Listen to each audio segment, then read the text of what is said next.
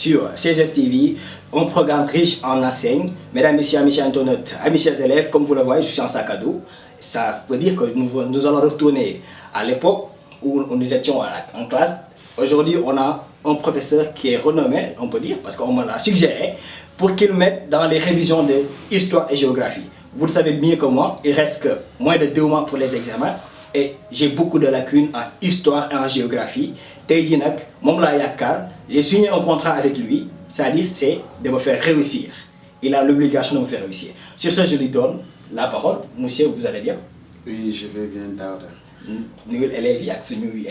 Alors, comme il l'a dit tout à l'heure, bon, c'est une émission de révision en histoire et géographie pour les élèves qui sont en classe de terminale, préparation du baccalauréat.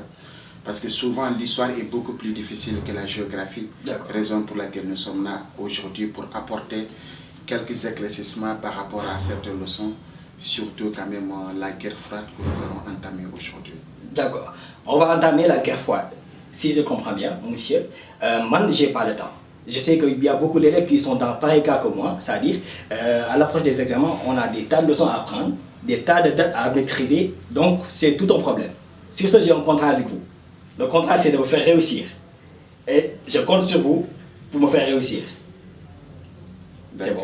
D'accord. Merci.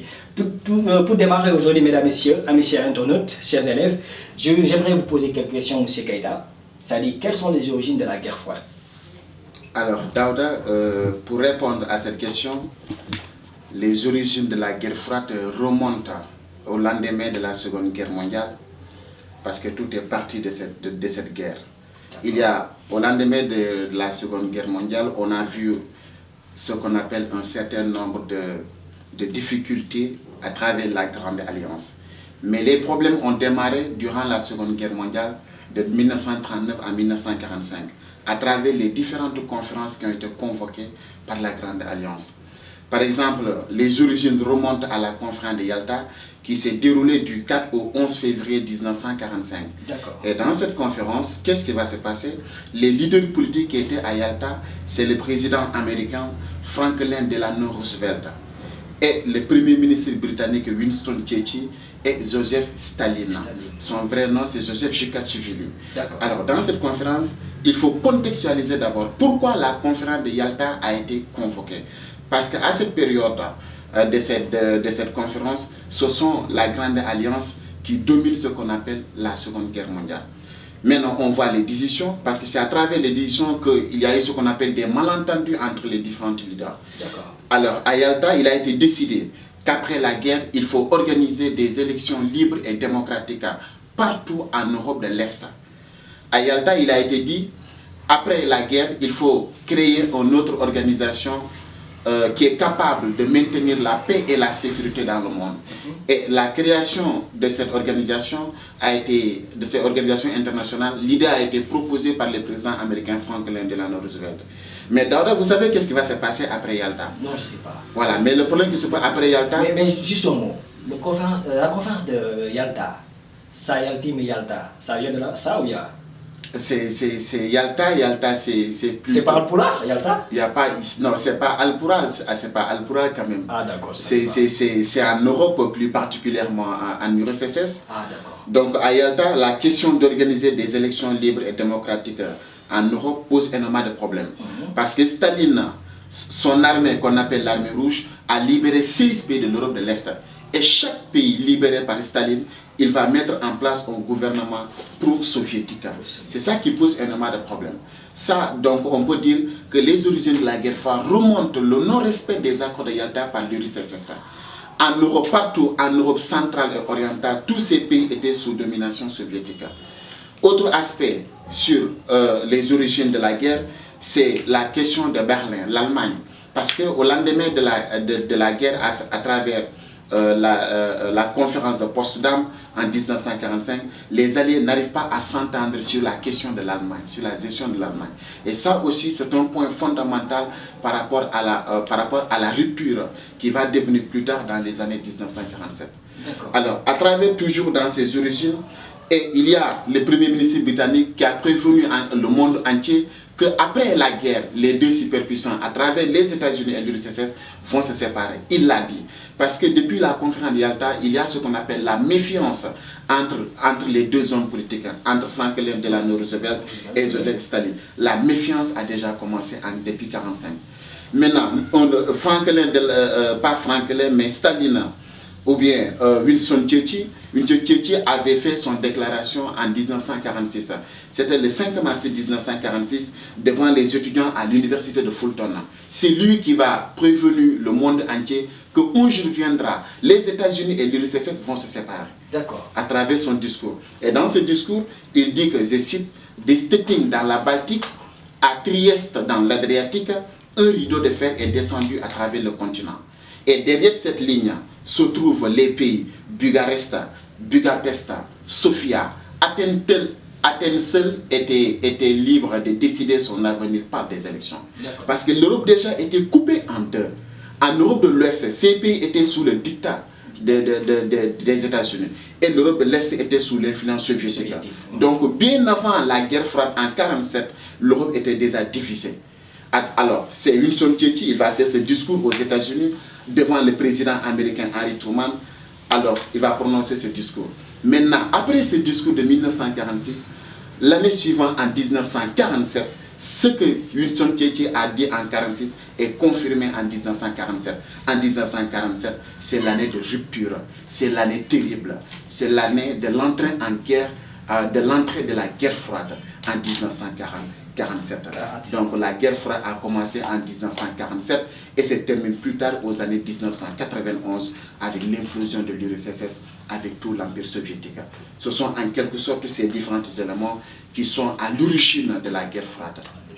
Donc si je comprends bien, M.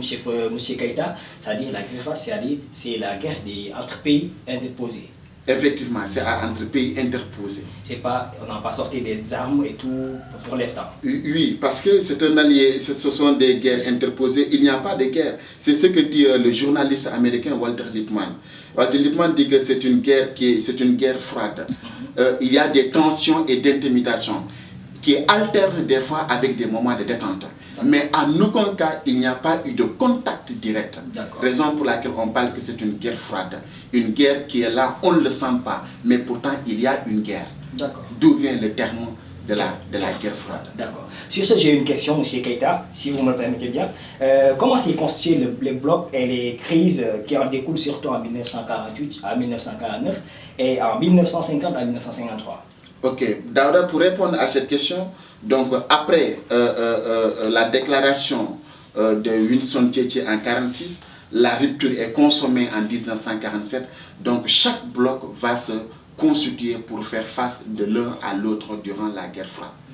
Alors dans le bloc de l'Ouest, on a deux blocs. On a le bloc de l'Ouest dirigé par les États-Unis, la France et l'Angleterre. On a le bloc de l'Est, l'URSS et l'ensemble des pays satellites qui le composent. Alors, dans le bloc de l'Ouest, on a ce qu'on appelle, en quelque sorte, c'est l'idéologie capitaliste. On a l'idéologie qui est basée dans le domaine qui est le capitaliste. Et dans l'Europe de l'Est, encore appelé le bloc de l'Est, il y a ce qu'on appelle l'idéologie communiste. Mais dans cette formation des blocs, ce qu'on peut retenir, c'est quoi? Sur le plan doctrinal, qu'est-ce qui va se passer? C'est Truman qui va proposer sa doctrine qu'on appelle la doctrine de Truman en 1947, dans le bloc de l'Ouest. Dans le bloc de l'Ouest, oui. D'accord. Dans cette doctrine de Truman, c'est l'endiguement, containment. C'est quoi l'endiguement? L'endiguement, c'est empêcher la progression communiste dans le monde. Alors ça, c'est la doctrine de Truman dans le bloc de l'Ouest. Et dans le bloc de l'Est, c'est la doctrine du Communform. Communform, c'est l'ensemble des pays de l'Europe de l'Est sous la direction de l'URSS. Alors, sur le plan économique, dans le bloc de l'Ouest, c'est la création de la communauté économique européenne en 1957. Et dans le bloc de l'Est, c'est la création du CAEM, Conseil d'assistance économique mutuelle. Maintenant, si l'Amérique crée ça, au lendemain, l'Union soviétique va créer la même chose. Maintenant, c'est dans ce sens que dans le domaine militaire, l'Amérique va mettre en place ce qu'on appelle un certain nombre d'organisation militaire, surtout avec la création de l'OTAN. L'OTAN, c'est l'organisation du traité de l'Atlantique Nord en 1950. Maintenant, Daouda, l'Union soviétique, ou bien dans le bloc de l'Ouest, l'Union soviétique répond en mettant en place une organisation militaire qu'on appelle le pacte de Varsovie. Et ce pacte de Varsovie a été créé en 1955. Maintenant, surtout dans le domaine militaire, c'est ça qui va nous intéresser de plus. Pourquoi l'Amérique a créé l'OTAN? L'OTAN, l'objectif visé, c'est de contrecarrer l'avancée communiste partout dans le monde, en Europe, surtout en Europe. Maintenant, l'URSS avait l'ambition d'étendre son influence en Asie, au Proche-Orient et ainsi de suite. Surtout dans le cas de l'Asie. Maintenant, pour bloquer l'avancée communiste en Asie, les États-Unis et les pays de l'Europe occidentale ont mis en place ce qu'on appelle l'OTAS. L'OTAS, c'est l'organisation de traité de l'Asie du Sud-Est pour contrecarrer l'URSS. Au Proche-Orient, tout le monde sait que c'est du pétrole. Le pétrole est convoitisé par les deux superpuissances. L'URSS avait envahi la Turquie en passant par la Turquie pour mettre la main sur ce qu'on appelle les trajectoires du pétrole au niveau du Bosphore. Mais les États-Unis, au Proche-Orient, il faut mettre en place ce qu'on appelle le pacte de Bagdad. Le pacte de Bagdad, c'est une organisation militaire pour contrecarrer la progression communiste au niveau du Proche-Orient. C'est ça en quelque sorte ce qu'on appelle la constitution des deux blocs. Maintenant, aussitôt après la constitution des deux blocs, pour répondre à la deuxième question, aussitôt après la constitution des deux blocs... D'accord. En tout cas, bon, c'est le but de l'émission Nota Bene. Oui. Et donc, j'ai beaucoup pris note. Je pensais que vous auriez répondu. Comment s'est constitué les blocs?